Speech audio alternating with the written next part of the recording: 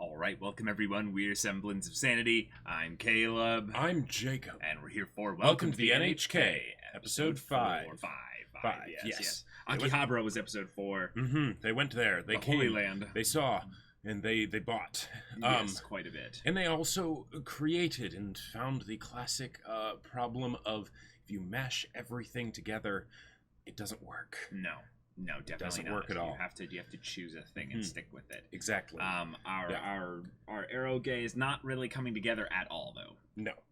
And in fact, I don't think they're going to make it in the time necessary, like not even close. Unless probably not. Unless his lady friend from the past in high school turns out to be someone that's amazingly good at this specific type of thing. Yeah, like she can do the writing side of it, the scripting side of it, things or something like that. Of course, then what did he actually What is Sato actually doing? What did he do in this whole process at all? Well, and that's one of the things I'm kind of wondering. Like, she's an Akihabara. She didn't seem like a weeb from what little we saw of her in the past. So is she just here, does she live here, or is she a part of the whole society here? I don't know. Because we don't have too much to go on. Off-duty cat girl. I don't know.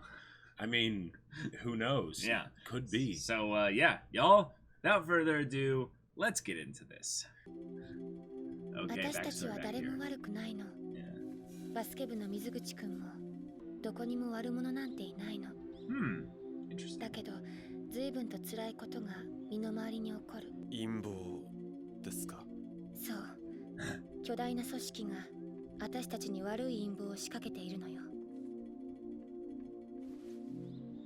Oh, wait.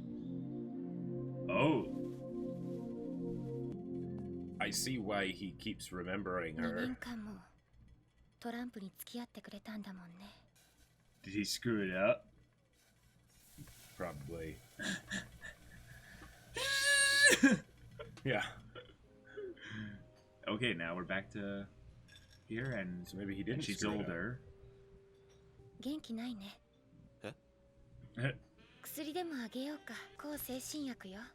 元気が出るわ。 She just has a crap ton of mood medicine on hand. 睡眠導入剤ね。病院いくつ掛け持ちしてんですか？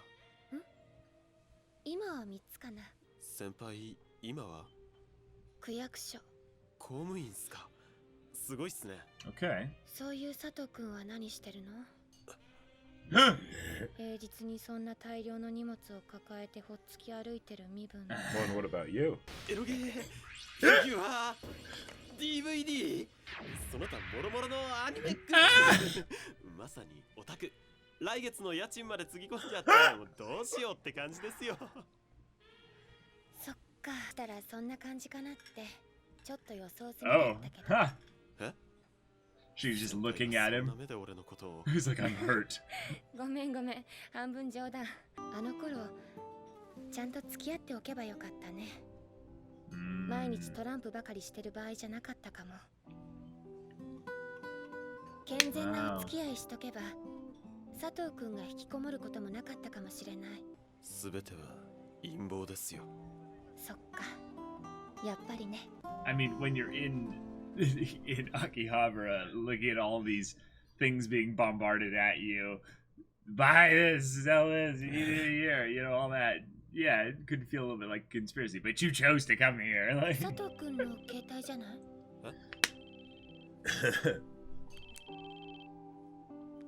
？Yeah. No phones. 携帯の番号教えてよ。いいっすよ。来ました。佐藤達弘でいいんだよね。これでいつでも佐藤くんと連絡は取れると。食べ物も飲み物も化粧品も携帯だって売ってる。でもそこに人間関係は売っていない。Yeah. また会える？ Wow. Okay. Yeah, he's still in shock even at the train station. Right. ラッキーでしたよ。佐藤さんを探してて偶然立ち寄った店に今日の聖地巡礼の成果を受けて The blessings received, yes. Oh my god. いやー、やっぱ聖地はいいっすよ。そっか、引きこもりだったね。Well, wait a minute. 先輩。ますか？現内にゲームの完成までこぎつけられますよ、佐藤さん。 There's no way. 期限まであと10日。 Oh, 10 days still? 10日でできるゲームなんてたかが知れてる。引きこもりなんでしょ、佐藤くん。佐藤くん、佐藤くん。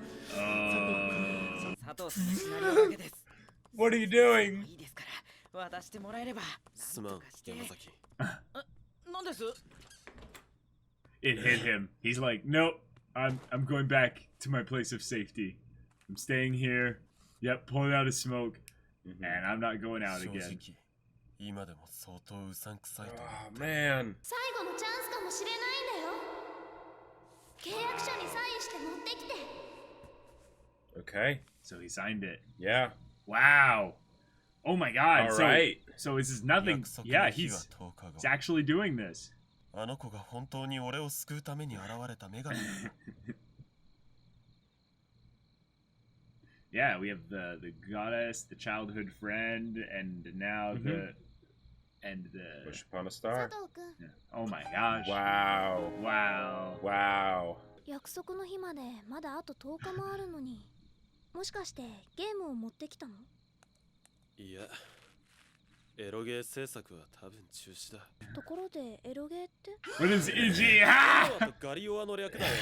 要するに占領地域経済復興資金エロアと占領地域経済救済資金ガリオアのことで、 How does he pull this up? 戦後のアメリカ占領地における疾病や飢餓などの社会不安を Okay, his 防止 ability す to るため bullshit に is 合衆 Really that's a good. real やる skill. の？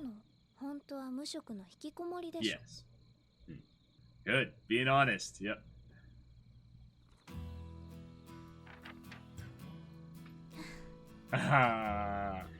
Here we 契 go. 約成立だね。ちょっとの訓練で広い世界に飛び立っていけるよ。 Oh. 結局お前何者なんだ？ Yeah. Yeah. 苦しんでる若者を救済する親切な娘です。約束破ったら罰金100万円。 That wasn't in the contract. You think he has that kind of money? Oh my god. Just immediately without hesitation. Yes, yes. Yes. 怒ってるだろうな。怒ってる。ものすごく。あの指図受ける義務なんてどこにもないんだよ。 Oh, Dad. 親と電話してる。 Yeah, yeah. そんなの関係ねえだろ。いいか。あいつもいろいろあるんだな。 Oh, dang, yeah. Oh. All right. Everyone's got their own problems. Yeah. I'm really interested in discussing Hitomi Kashiwa's stuff because I get the feeling she's being about as honest as she can, except about the conspiracies thing, and that she is just a hardworking person that's not able to interact with people. Right. She has her own issues, whatever her own antisocial form they take. kind of stuff. Yeah. But I think she's being honest about the hard worker kind of thing, and that that's why she has all these pills. Is that Sure. That's how she functions. that's how she and- copes. And, Yeah, yeah. yeah. Uh-huh. And then she just works お待たせし too ました。 much. Yeah. どうも。ではこれより第1回引きこもり脱出講義を開きたいと思います。 Okay. 何それ？秘密ノート。だから。 This is, of course, she made herself. 秘密ノート。秘密だから。 Huh. さて、引きこもりの原因、それは一体何なのか。神様。古来人々は神様を祀ったり信仰することで世の中の不平不満を和らげたり気持 That's ちを sure. コントロー That ル is していま true. した。日本には俗に800万の神と呼ばれるくらい多く。 Wow. 800万本当にちょっと多すぎない ?800 万ちょっと待て。800万と書いて。 Ah. 青よろず。Ah. Nice. 青よろずの神様がいて So she didn't まあ write this. とにかく神様はたくさんいるってことでそれらのたくさんの神様のおかげで Or she wrote 苦 it しみ and から救わ read れる it 人が wrong. たくさんいるけど Yeah. Still. そうじゃない人は別なもの。ここで突然ですが、 Oh no. 精神分析。フロイト Wait. さんって人が考えあた Freud 19世紀くらいから流行したらしいよ。佐藤くんの今朝見た夢を話すだけでこいつ。俺がフロイトも知らないと思ったのか。だったらじっくり分析してもらおうじゃないか。すごく巨大でたくましい蛇が出てきた。He's just gonna make something up. Yeah, I think so. リンゴに太い剣を突き立てた。フ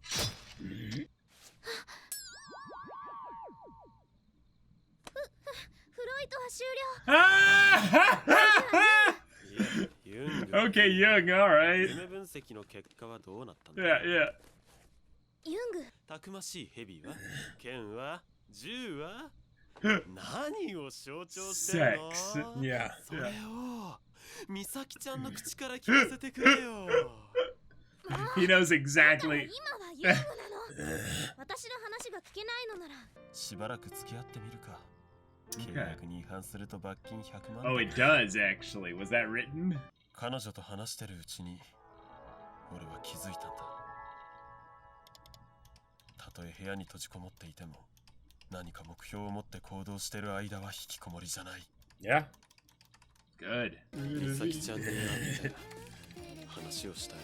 どう考えてもあと10日でまともなゲームができるとは思えなかったし。それは佐藤さんのシナリオの遅れが原因でしょ。 Yep. He's like, I have been busting my ass off getting everything else 人 done. 間だって揃えたし、プログラムだってシナリオさえあれば。 He's like, here we go. He just listens to that one song on repeat to brainwash him into a 俺も productive mode. やめる気はない。 Oh. 俺の考えたゲームのストーリーだ。キャラの Okay. 名前とかも書いてある。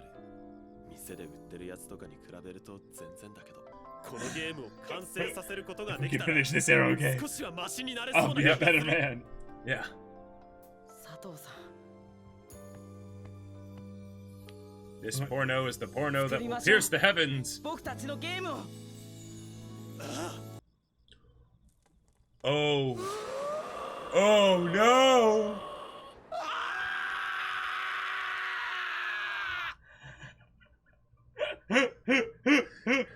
Hey, you shouldn't leave all that crap on the floor. Yep, I'm just yep, saying. that's I'm just his bad. saying. Yeah.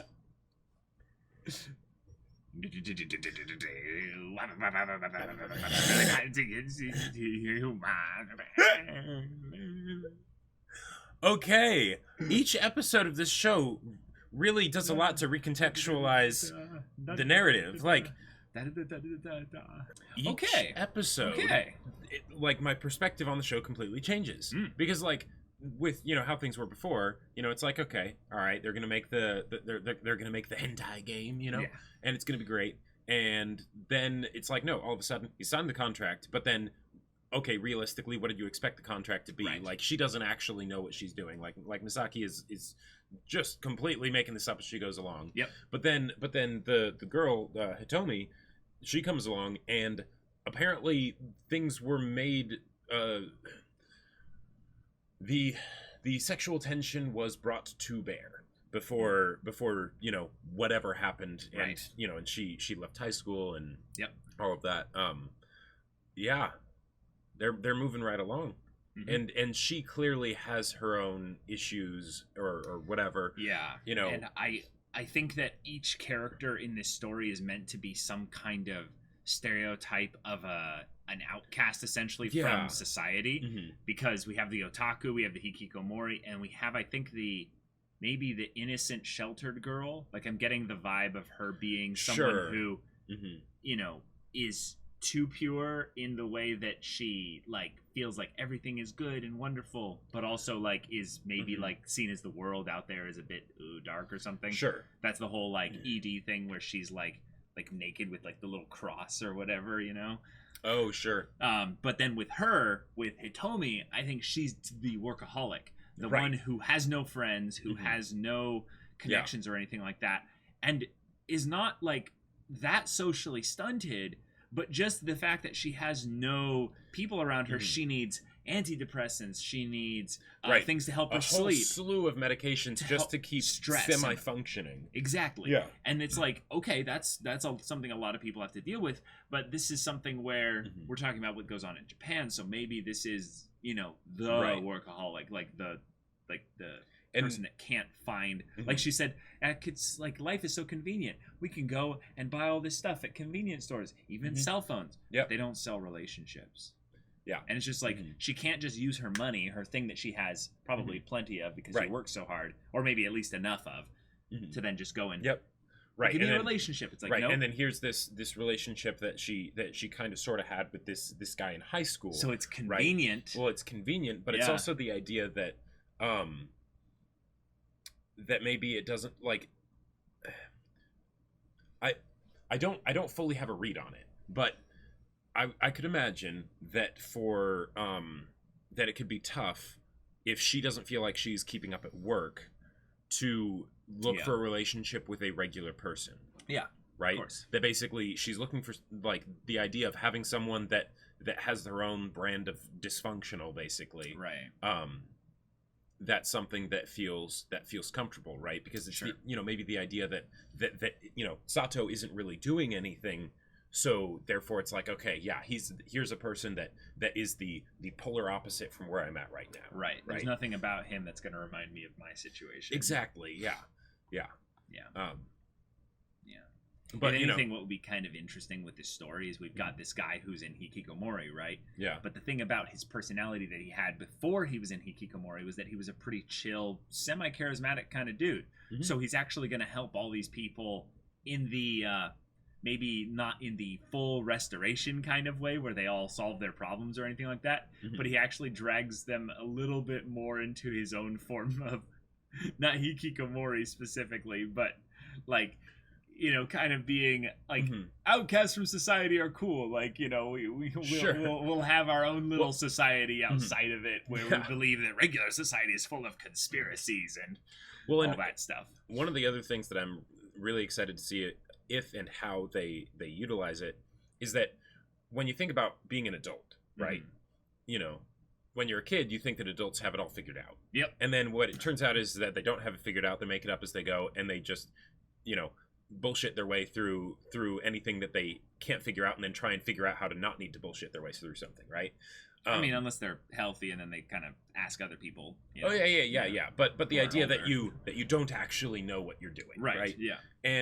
And Sato, from what we've seen of him, he's actually very good in that state where he doesn't know what he's doing, right? Now the bullshitting that he does is pretty see-through and stuff, right? Oh, very. But the idea that he's quick on his feet, he's like he can think up stuff, right? Yeah, so he's not dumb. Right, he's not dumb, and it's not just that he's got like book smarts or whatever, right? Yeah. He's got a lot of cylinders firing in there. So if he gets over the issues that he's having, he could actually be incredibly functional in society because he can rise to those challenges, right? Now that we get into the other things regarding the intangibles that even go beyond the intangibles regarding intelligence, and that is willpower, and we saw him channel in a lot of it here when he decided to sign the contract. But we were contrasting this episode with his flashback thing where it seems like he was probably, because we didn't get it resolved, they keep trickling it in, but I think the point of it is that he didn't show a lot of willpower in that past thing there. She kind of came on to him, and he maybe freaked out or did something that wasn't in a positive light for it, because I mean, do you interpret it as being a thing of where they they had anything happen really in terms there's two things that it makes me think. One is that she's the girl that he lost his virginity to, right? Sure. And she's the only one he's ever been with, and it was under weird circumstances and everything. Right. So he's constantly thinking about her, right? Sure. And he wishes that he had actually bothered to stay in touch or whatever, something, right? Sure. Okay. Or two, that's what it would have been, and he messed it up, right? Because the thing is that in a lot of ways, in the same way that Misaki is kind of like the savior that comes in, the goddess that picks him up out of his situation, right? Right. I'm sure he realizes and is aware now just how precious having a connection with a person like that, where you go through high school, and granted he was her junior, but still 2 solid years. 2 years, yeah. Where you just hang out in the same room together, playing cards, and that's it, right? Yep. Just talking about, whatever. That's incredibly special. And the fact that she wasn't bothered by his antisocial, whatever, right? And was able to basically say, "Hey, I like you. Let's do something here," right? If he did, chicken out or whatever, oh yeah, that would absolutely be something that he would beat himself up over, and especially since the way he's like the way that we've seen the flashbacks, it's always been a little bit at a time. Yes. What it almost makes me think is that this is him, well, reminiscing, of course, but that there's a painful memory there. So he starts far away. He thinks about it a little bit, but he doesn't get too close, right? Because it's painful. It might be tied to why he became hikikomori as well. Sure, potentially, yeah. Because, one of the things that kind of sealed the deal. Because for him, it was like immediately after graduating high school, right? Mm-hmm. Yep. So that's a year later in terms of the flashback. The flashback is, when she graduates high school. Right. Now, what might have happened is that in that last year of high school, which is usually supposed to be your best time of your life, that's 17, you've got that, everything's great, that might have been the time where he actually was more alone than he's ever been in his life. And Sure. he was very presently aware of it because of Hitomi's distance. She wasn't around. Yeah. But also because there's so many other people having the greatest time of their lives, and he's not.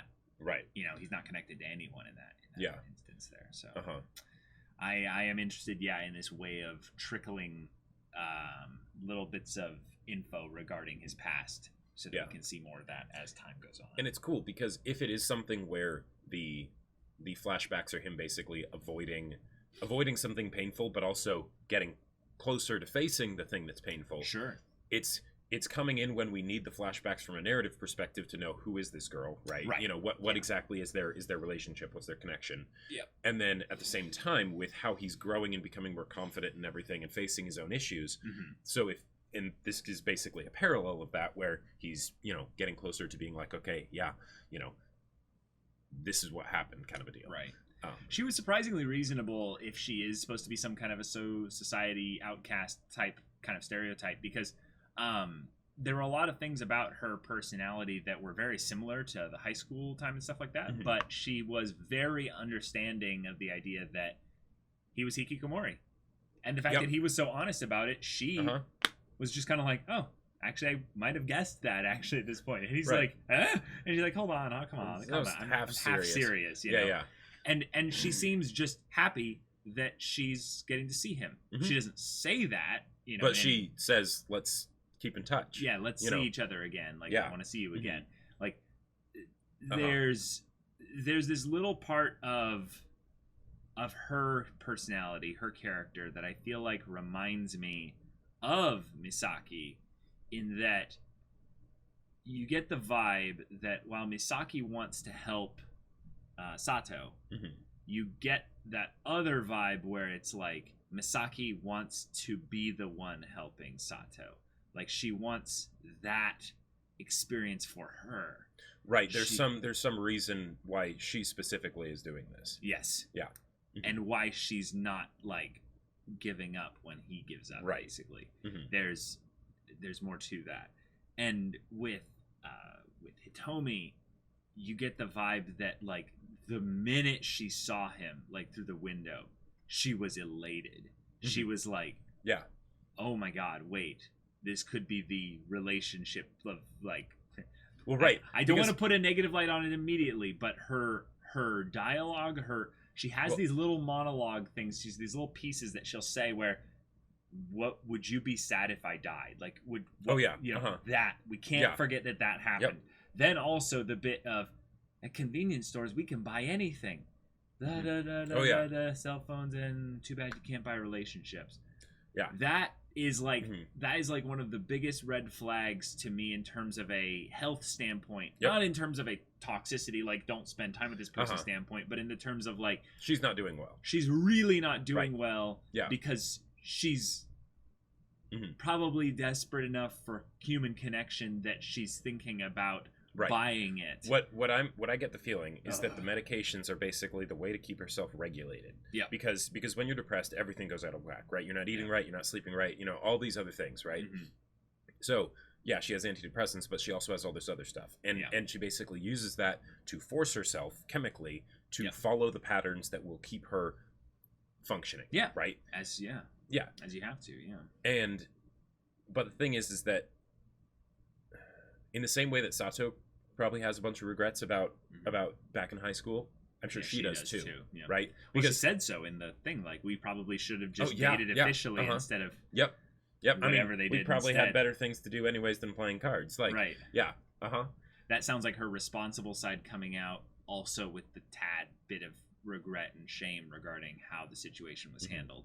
Right. And whether it's like if Sato did chicken out, for instance, I could see her also kind of being like, I should have seen that coming. If I had made a decision earlier. If I had made a decision earlier, if I hadn't done it just as a last thing, before I graduated and stuff, like, if I had whatever, like I knew he would probably get nervous or something like that, Too real. I've had too many times where I've had the panic kind of confessions, where you let the person know how you feel, like right when they're like leaving to go on like a long trip, or they're right as they move. Like, I am horrible at this. Anyone else can relate. I had one time where someone was moving away for like a long period of time, and I just was like, bleh, like just, and they were just like, oh, wow, thank you. I'm gonna be like really far away, and we can keep in touch, but and it was just like, kill me now. And then like I had other times where it was like, you just wait too long, and then the person like, they were in like recovery from some really, depressing thing, and you like quote unquote waited too long, and they literally tell you, oh, you waited too long. I blah blah blah blah blah.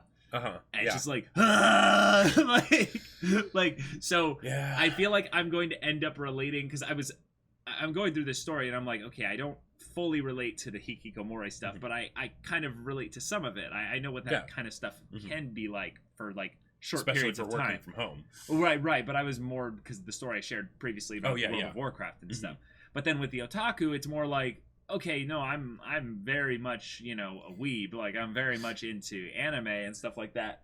But I haven't gotten like that far with regards to things there. But the idea of someone who is like a relationship desperate in the like connection side of things, I'm like, oh yeah, that's a little bit more relatable. I've been there way more times than I've been in hikikomori or weeb, isolation. Well, and one of the things that I was kind of curious about is when Sato, when he brought out all the anime merchandise, right? So that felt like self-sabotage. Yes, it did. Now, kind of. But there was also the fact that she didn't mind. It didn't bother her. I think it was just that he was honest. Right. Yeah. And the thing is, that could also be something where maybe he knew that she was the kind of person that wouldn't mind. Right? Well, possibly, yeah. But then at the same time, there seems to be a lot of instances where Sato will self-sabotage. So, which is which? Who's to say? I think that was him just vomiting out everything that's going on.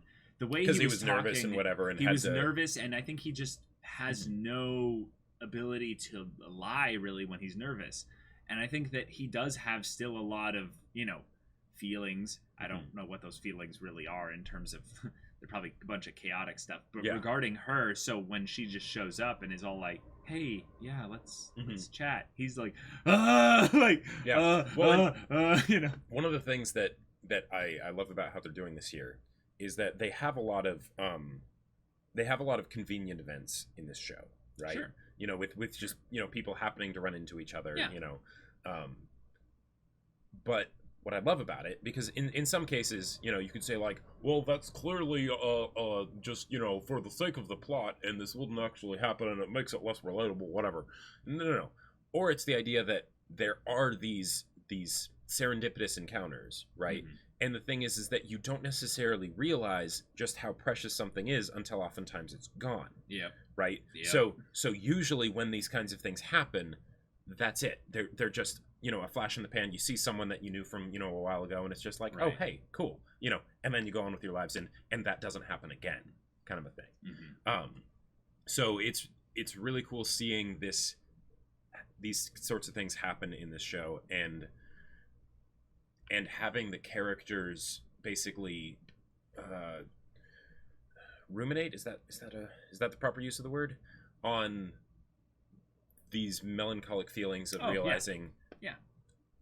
Oh man, I was so stupid back then. I didn't appreciate what was there until it was gone. And the main people that are really kind of doing that though is just Sato and Hitomi at this moment though, and even Hitomi doesn't seem to be. It's like from her perspective, it's from Sato's perspective every single time. So maybe Hitomi is hinting at her doing that in the immediate sense, in that she's like, yeah, we probably should have done all this stuff there, but like we don't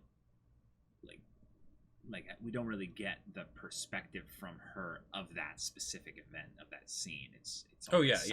Right. We don't have that yet. I like that Sato came up with the gumption to do this. I loved the humor regarding the religion little thing, and then also philosophy and psychology, and her assuming that he doesn't know anything, and he's like, oh yeah, so I had a dream about a giant snake, and then piercing an apple with a sword. Yeah. That one was when I was like, okay. Okay. Yeah, and the way they very specifically showed the core of the apple, it's like, wow. Oh yeah, and then the other one was firing a magnificent gun or something. Yep.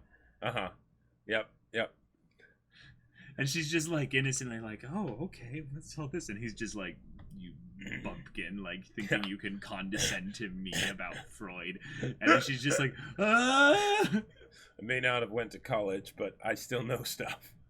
Yeah. Yeah, you can use the internet to learn quite a lot, right. Well, and also like, because that is one of the big things I had always wondered is, if he isn't a weeb, right? But he was alone for 4 years, right? And he didn't do anything. What did he do? Nothing? You can't jack off 24/7. No, right? But like, might have done nothing. That's the point. Maybe, but because people sink to, they're like water. They sink to the lowest kind of place, the place of least resistance. So he might have just slept. Like he might have slept 18-hour days. But there's still those other 6 hours. I guess that was all masturbating. Well, no, but then you can eat. Then you can basically have it be a thing of where, maybe he wanders, chat forums or something like that. Sure. Yeah. And some, internet 4chan troll was all like, yeah, see, clearly Freud was wrong. Like, I was more don't thinking want to bang my... I was more thinking like that he would just, over the course of time, just to keep himself entertained somehow, that would involve some reading, or something like that. That's so boring, Jacob. I'm just kidding. So yeah, they have their process going through her special curriculum that she might not have even written, even though it was called Secret Notes. Right, because and it was handwritten. Well, yeah, but of course it was handwritten, obviously, but the idea that the word 8 million wasn't 8 million. Right. It was countless, and he could tell that she was screwing up the kanji or something like that and saying it wrong, which means if she had written that, she would know, oh, right, I remember when I wrote this, and this means countless, not 8 million. So, unless she's forgetful and also a very bad, very I think bad it's a less of a I think it's less of a leap in logic to assume that she didn't write that. But then who did? Yeah. Exactly. So my thought, and I'm going to just jump, I'm using extrapolation on extrapolation, is that she was hikikomori. This is something someone else did to help her, and she took it from them, and now is using it as a guide for her own life, but also is trying to use it to save other people. I mean, hey, to make herself maybe not feel so alone. That 12th step or 13th step or whatever with breaking addiction, helping someone else break addiction. Sure. So, this might be a part of her not becoming hikikomori herself. Yeah, this is the final step. Is that she needs to help someone else become not hikikomori. So, sometimes the best way to solve your own problems is to help someone else solve theirs. That's right. So that was episode 5. Yeah. Looking forward to episode 6. Yes. We have our new character or character from the past, Hitomi. And I really like how they've been handling her in the story. So, yeah. Yeah. So y'all, if you want to see episode 6's reaction and discussion right now, though, go check out the link in the description below for our Patreon. You can get on early access there. You can watch full-length reactions there. And all this comes with Discord access, so you can chat with us about these stories, about anime in general. And you can also talk with Jake about his book. Yes. My sci-fi novel Battle Lines is still available for order on Amazon. The link is in the description below, so go check it out. And if you do get it, make sure to leave a review and let people know what you think. Yeah, so if any of that interests you, we'll see you there. But until then, we're Semblance of Sanity. I'm Caleb. I'm Jacob. And we'll see you all next time.